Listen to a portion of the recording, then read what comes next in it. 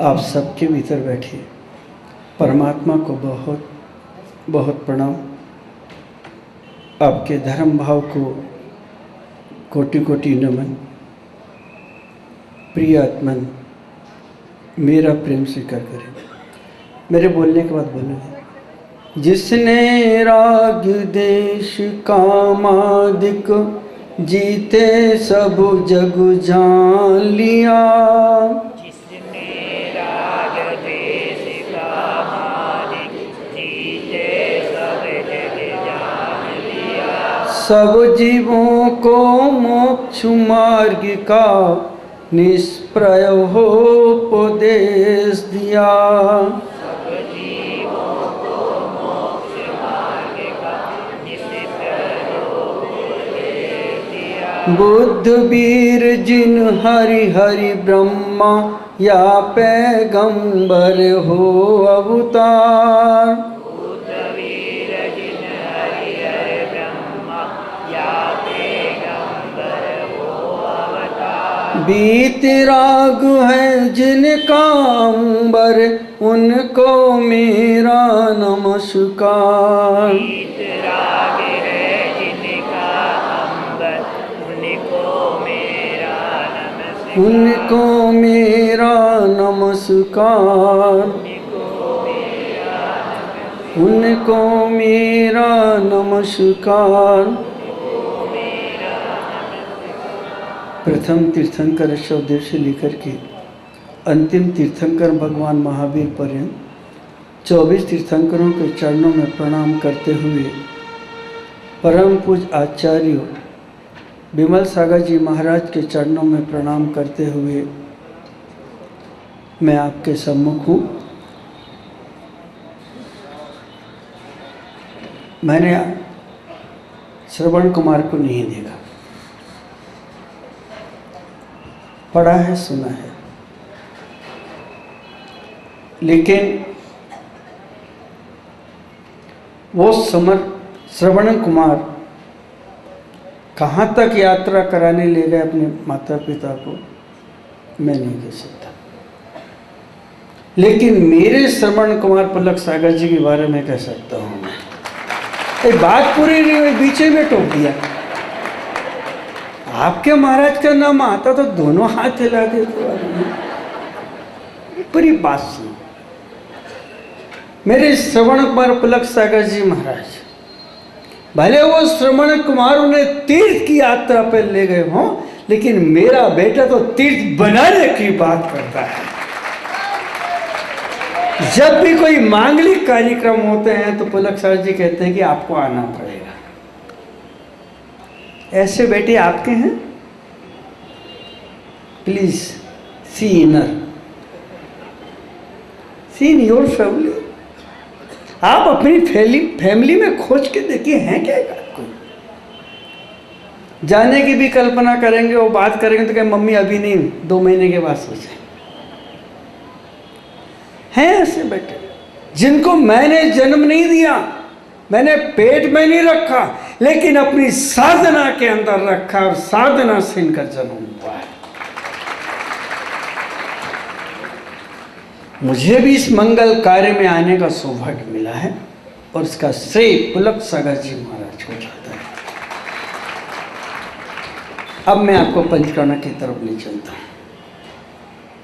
इस धरा पर जो लोग भी जन्म लेते हैं, पशुओं का भी जन्म होता है, देवों का भी जन्म होता है, मनुष्यों का भी जन्म होता है और तिर्यंचों का भी जन्म होता है। लेकिन तिर्यंच और मनुष्य के बीच में एक रेखा है, एक दीवार है। मनुष्य के पास विवेक है और तिर्यंच के पास विवेक नहीं है। 4 संज्ञाओं की पूर्ति तो पशु भी कर लेते हैं, मनुष्य भी करता है, लेकिन विवेक और अविवेक के अंतराल के कारण से, भेद के कारण से मनुष्य के अंदर एक योग्यता प्राप्त है। जन्म से लेके मरण तक वो अपने विवेक का जब उपयोग करता है तो उसी देह के अंदर से अपने उस एलिमेंट्स को, उस तत्व को पहचानता है और प्रकट करने की कोशिश करता है। मनुष्य के अंदर वो क्षमता विद्यमान है कि अगर तराश से कंकर को उठाए तो शंकर की यात्रा तक ले जाता है, और अपने भीतर बैठे उस पशु को, तिर्यंच को, पशु को निकालता है तो पशुनाथ बनता है, और तिर्यंच को निकाल देता है तो तीर्थंकर किया के द्वार तक पहुंच जाता है। मुझे मेरे प्रिय पुत्र, मेरे श्रवण कुमार ने मुझे अगर यहां तक बुलाया है, मैं बड़ी निष्ठा के साथ आपसे कहना चाहता हूं, मैं अपनी ताकत से, अपनी प्रज्ञा से, अपनी साधना से इस पंच कल्याण को अंतिम आयाम तक लेकर के जाऊंगा जहां परमात्मा बनता है और जिनके अतिशय प्रकट होते हैं। ये योग्यता, ये पात्रता सिर्फ मनुष्य के अंदर ही विद्यमान है। अगर मनुष्य जब आप विवेक का सहारा लेता है तो अपने भीतर वो आकार से तो मनुष्य दिखता है, लेकिन भीतर उसके पशुता और दानवता विद्यमान होती है।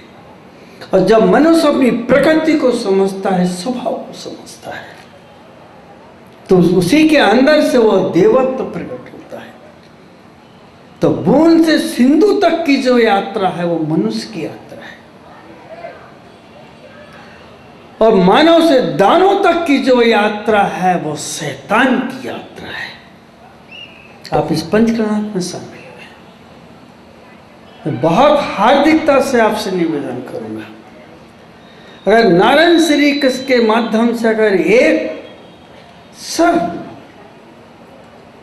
विष दंत को तोड़ने की याचना कर सकता है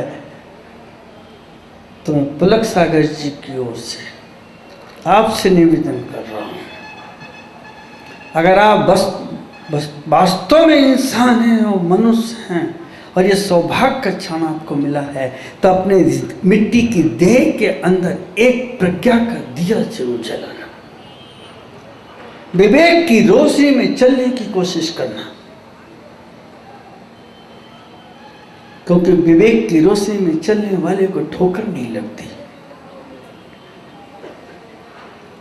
विवेक के साथ जीने वाले के अंदर ईर्ष्याएं पैदा नहीं होती, और विवेक के कदम को के साथ जो चलता है वो मदिरालय नहीं जाता, मंदिर जाता है, जिनालय जाता है। वो कुगति की तरफ नहीं जाता, सुगति की तरफ जाता है। जब अपने जीवन की यात्रा वो विवेक के साथ प्रारंभ करता है तो उसकी जिंदगी में दो चीजें बहुत बड़ी घटती हैं। फिर वो बुद्धि के माध्यम से नहीं चलता, विवेक के माध्यम से चलता है। दो एलिमेंट्स आपके सामने रख रहा हूं। जब भी तुम अपने जीवन में निर्णय करने के लिए चलोगे और बुद्धि का सहारा लोगे तो उसमें बुद्धि तुम्हें गलत दिशा की ओर लेकर के जाएगी, सही दिशा नहीं दे पाएगी। और जिस समय तुम विवेक का सहारा लेकर के चलोगे तो बुद्धि तुम्हें सकारात्मक सोच देगी, हितात्मक सोच देगी,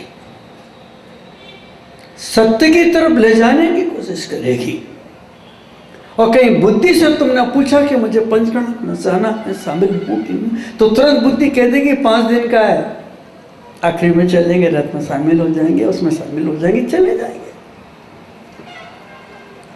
और विवेक से अगर पूछा तो विवेक कहेगा क्या कर रहे हो यहाँ पे बैठे बैठे, चलो मेरे साथ। अगर आप किसी पार्टी में जा रहे हैं तो अपनी बुद्धि से पूछना कि वो क्या मांगती है। तो आपके पास 2 चीजें हैं, एक का नाम बुद्धि और एक का नाम विवेक। बुद्धि से कोई बात कहोगे तो बुद्धि तुरंत मन के पास ले जाकर के तुम्हें पटक देगी, और मन सबसे ज्यादा ठगी है, बदमाश है, चालाक है, धोखा दे देगा। जानते हैं मन किसे कहते हैं? मैं आपसे पूछता हूं, मन किसे कहते हैं? जो भौतिक सामान का आकर्षण पैदा करता है और दिलाने का दावा करता है, उसका नाम मन है। और विवेक किसे कहते हैं? जो मन की चालबाजी से छुड़ाता है और परमात्मा से मिलाता है और सत्य से मिलाता है, उसका नाम विवेक। और पूरा जैन दर्शन सिर्फ विवेक के ऊपर खड़ा है। जब आप घर से निकल रहे हैं और पंचकरण की तरफ आ रहे हैं, इंद्राणी बने हैं, उसमें देखना कि तुम्हारी बुद्धि काम कर रही है या मन काम कर रहा है। बुद्धि कहेगी कि अच्छे गहने निकाल लो, अच्छे कपड़े निकाल लो। फिर बुद्धि आपसे कहेगी कि ब्यूटी पार्लर में हुआ जरा था। ये मन है, ये बुद्धि है। और विवेक से पूछोगे तो विवेक कहेगा नहीं ठीक है, भगवान के दर्शन को जा रहे हैं, उनको क्या दिखाना है आपको। और अगर सासू सीधे से आ रही तो तुरंत बहू कहेगी माँ घर की इज्जत का सवाल है, जरा ये चूड़ियाँ पहन लो और थोड़ा ये साड़ी पहन लो। चलो एक छोटी सी घटना बताऊंगा। एक 25 वर्ष की लड़की है और उसके मन में ये ख्याल पैदा हुआ कि मैं पंचकल्याण प्रतिष्ठा महोत्सव में जा रही हूँ। तो लगा कि मैं अच्छे ब्यूटी पार्लर में जाकर के अपने को बढ़िया सजा लूँ ताकि लोग मेरा चेहरा देखें। इसीलिए आप अच्छे सज धज के आते हैं। तो भगवान तो नहीं देखता, लेकिन आसपास वाले शैतान जरूर दिखते हैं उनको। तो ब्यूटी पार्लर जा रही थी, रास्ते में उसका एक्सीडेंट हो गया, थोबड़ा बिगड़ गया, चेहरा बनाने के चक्कर में ही आदमी बिगड़ता है, और अपने को संभालने के चक्कर में नहीं, बनाने के चक्कर में। वापस लाए, उसको उठा करके लाए, बच गई, सोई थी। स्वप्न आया उसे, महादेव खड़े हो गए स्वप्न में आके उसके। तो उसने महादेव से पूछा कि मेरी उम्र क्या है? 100 वर्ष की है, मैं ठीक हो सकती हूँ? बोले क्यों नहीं, 100 वर्ष की उम्र है। स्वप्न टूटा उसका, उठी, फिर ब्यूटी पार्लर की तरफ से फिर गई। 100 वर्ष हैं, ऐसे थोड़ी बदसूरत जीव, चेहरा खराब हो गया। वहां जाकर के उसने 10-5 हजार रुपये खर्च किए और चेहरा वगैरह सब ठीक हो गया, सच की निकली। दर्पण देखा तो उसे लगा कि मैं तो 16 साल की दिखती हूँ। तो बहुत खुश हुई। वहां से निकली, फिर आगे चली तो जाके उसका एक्सीडेंट हो गया, एक स्कूटर वाले ने मार दिया और वहीं मरण को प्राप्त हो गई। मृत्यु के उपरांत जब उसे ले जाया गया तो नचिकेता के सामने, चित्रगुप्त के सामने मैं पहुंची। उसको याद आया कि मुझे तो दर्शन दिए थे और परमात्मा तो यहाँ बैठा है। उसने कहा आपने मुझसे वादा किया था कि तेरी उम्र 100 वर्ष की है और तू और मेरा मरण हो गया है।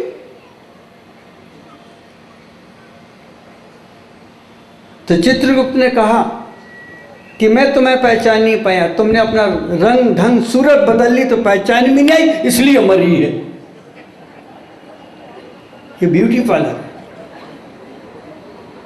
क्या हमारी जिंदगी में ये घटनाएं नहीं घट रही? क्या हम नहीं मर रहे? क्या हमारा मन हमारी पसंदगी की तरफ हमें नहीं लेकर के जा रहा? क्या मन हमें नहीं उकसा रहा? क्या हम बोरा नहीं रहे? क्या हम दिग्भ्रमित नहीं हैं?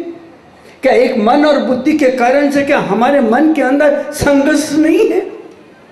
मैं आपसे निवेदन करना चाहता हूं कि 5 दिन हम संघर्ष करेंगे, युद्ध करेंगे, लड़ाई करेंगे, लेकिन बाहर वालों के प्रति नहीं, अपने भीतर वाले के प्रति करेंगे। जो फिर बीच में मैं बजाऊंगा ताली, प्लीज बैठ।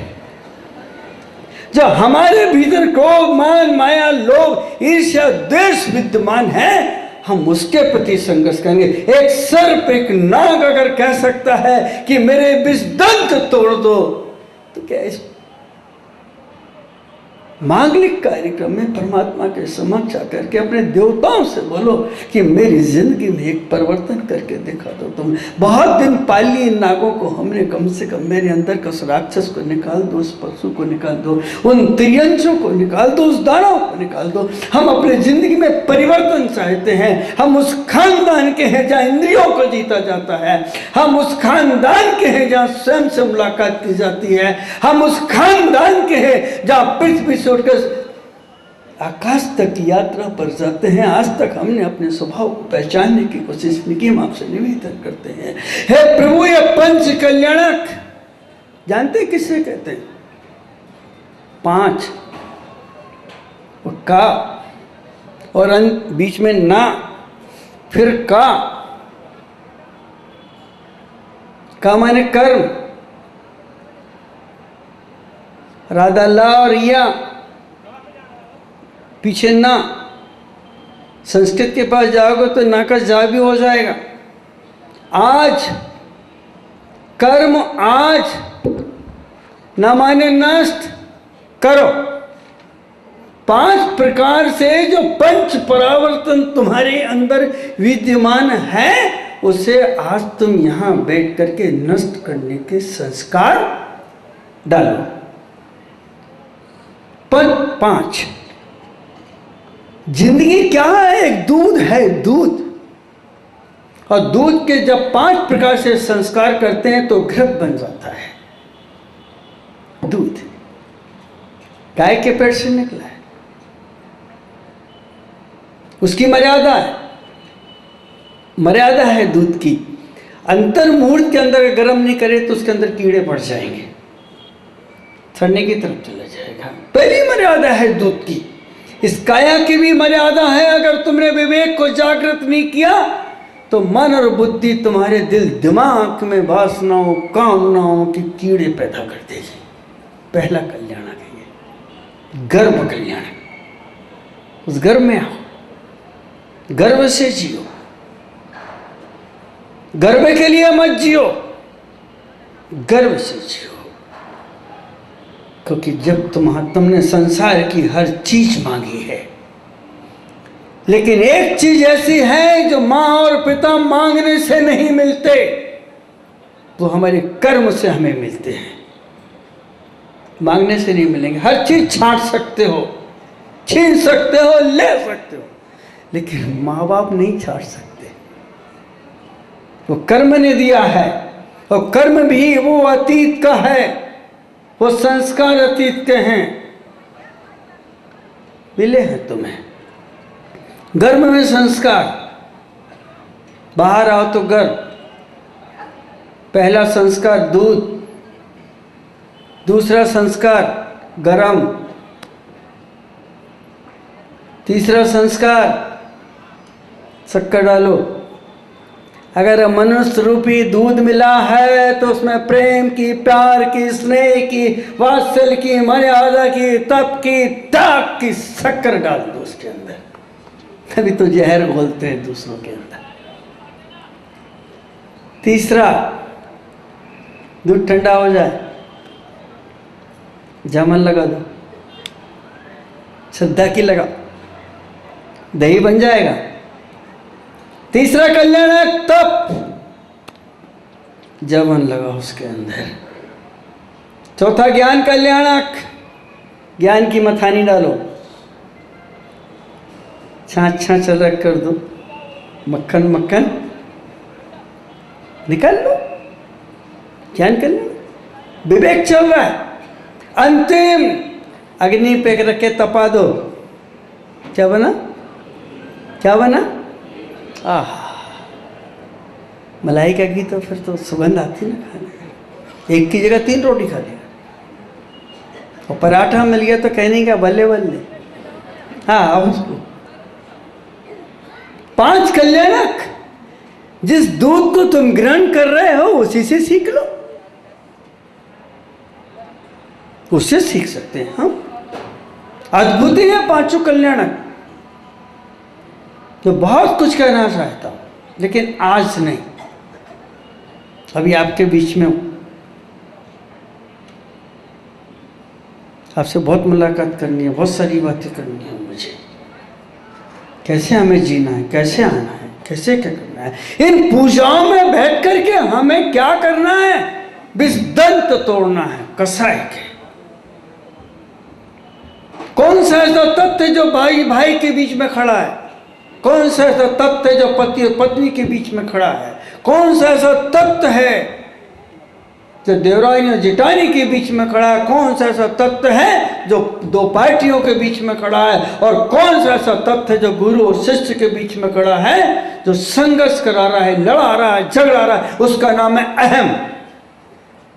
खतरनाक है, और उसी को नहीं तो निकालना है। एक ही विषदंत है सारी लड़ाइयों की जड़। कैसे निकालेंगे, कैसे तोड़ेंगे? उसी के लिए पंचकर्णाक है। ये पृथ्वी का पुण्य है, जहां कचरा फेंका जा रहा था, आज वहां पे भगवान विराजमान हो रहे। ये भी कचरा है, जिंदगी में बहुत कचरा है। पता नहीं क्या क्या उठा के डाल रखा है इसके अंदर। पोस्ट ऑफिस के लेटर बॉक्स में तो लिमिट की चीजें जाती है, लेकिन तुम्हारे मन में कि अनलिमिटेड है। जहां जो दिखा भीतर चला गया। किसी की पत्नी दिखी भीतर चली गई, किसी गाड़ी दिखी भीतर चली गई, किसी का चेहरा दिखा भीतर चला गया, किसी का भोजन दिखा भीतर चला गया, सड़क से गुजरे और कहीं चाट का ठेला दिखा तो पूरे ही चला गया। क्या क्या डाला है? लेकिन इस कचरे की खाद बन सकती है, क्योंकि तुम बीज रूप हो। करो, परमात्मा से निवेदन करो, पुरुषार्थ करो। नाक कह रहा है विषदंत, और मैं कह रहा हूं पुष्पदंत। और पुष्पदंत आएगा तो पुलक आएगी और पुलक सागर आएगा। हाँ, अब बजाओ। अब तो ऐसे डरे हुए बता रहे हो, बजा रहे हो कि फिर मैं रोकना, तो हम नहीं रोकूंगा आपको, क्योंकि मेरा समय हो रहा है। इस पंचकालक की सबसे बड़ी विशेषता मैं आपको बता रहा हूं, और मीना झांझरी से कहना चाहता हूं, हेमचंद जी से कहना चाहता हूं कि जो व्यक्ति अपने धन का सदुपयोग का जब मंदिर और प्रतिमा का निर्माण करता है, वो एक बात का हमेशा ध्यान रखे, वो एक संस्कृति का निर्माण कर रहा है।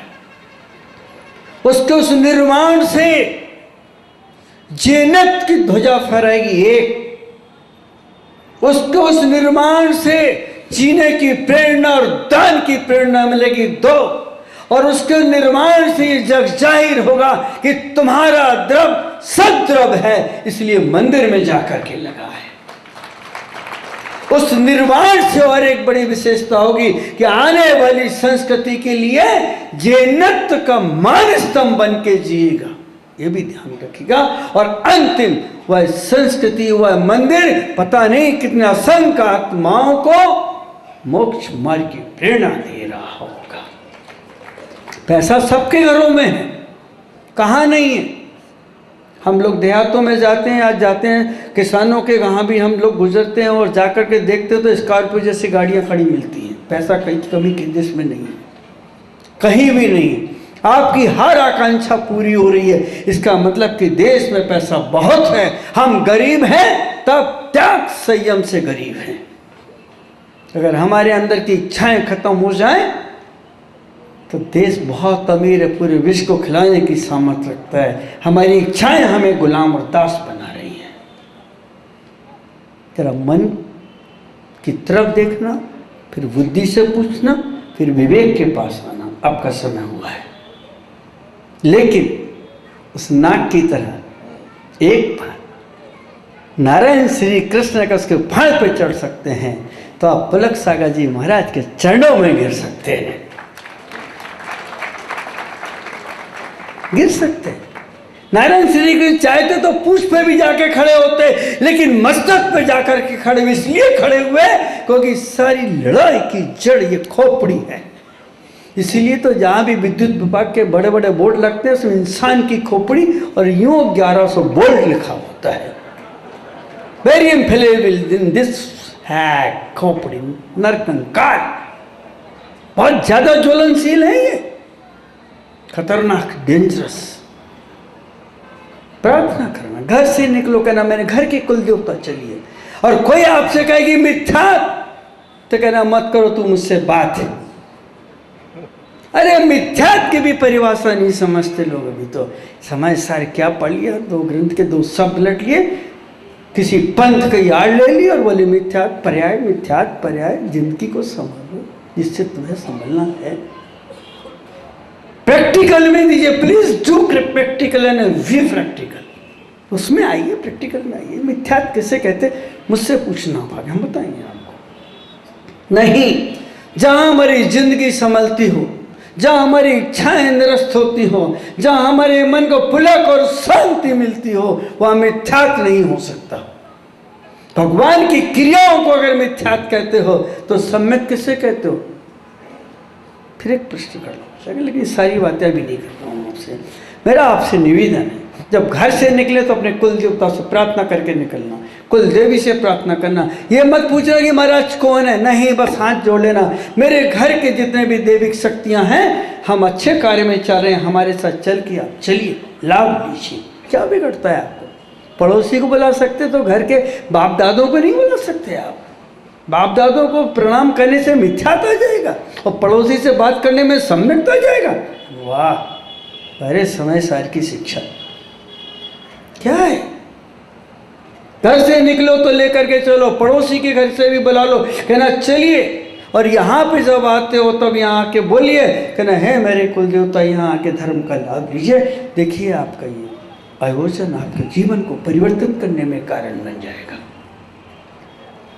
मैं आपसे फिर मिलूंगा, मुखातिब होऊंगा। वो सांप पलक सागर जी वाला, नारायण श्री कृष्ण फण पे खड़े हैं, और आप भी अपने उस मन और बुद्धि पे खड़े हो जाइए। वही सांप डस रहा है आपको युगों युगों, पता नहीं कितनी योनि है, कितने पर्याय, कितने रूप हमने धारण कर लिए। हम आकार तो मनुष्य का लेकर के बैठे, लेकिन पशुता और दानवता हमारे अंदर विराजमान है। जब कभी आपको क्रोध आए तो कहना कि मैं पशु हूँ, अपने आप से कहना, अपने आप से धीरे बोलना, कसके मत बोलना, पड़ोसी पागल समझ लेगा नहीं तो पत्नी पागल कहती है, बच्चे कहते हैं पापा पागल हो गया, चलो ले चलो डॉक्टर, और डॉक्टर के पास गया तो डट के खाए वो डॉक्टर। हाँ, डॉक्टर खा, दवा खाना, दवा और खाओ। इसलिए तैयार हो के आएंगे, कपड़ों में नहीं, चेहरे को चमका करके नहीं, दिल और दिमाग को चमका करके आएंगे, और विवेक के साथ आएंगे। फिर आपसे मुखातिब होगा, तब तक के लिए। लेकिन एक नियम आज, आप यहां से जब घर जाएं मुस्कुराते हुए जाएंगे। पूछे क्या हुआ, कहना, फिर पूछे क्या हुआ, क्या हुआ, क्या हुआ, पुलक क्या हुआ, क्या हुआ, कल साथ में आओ। यही नियम आज, जिसके पास बैठो मुस्कुराना, राज मत बताना, लेके आना। ओम नमः, सबको क्षमा, सबसे क्षमा। ओम नमः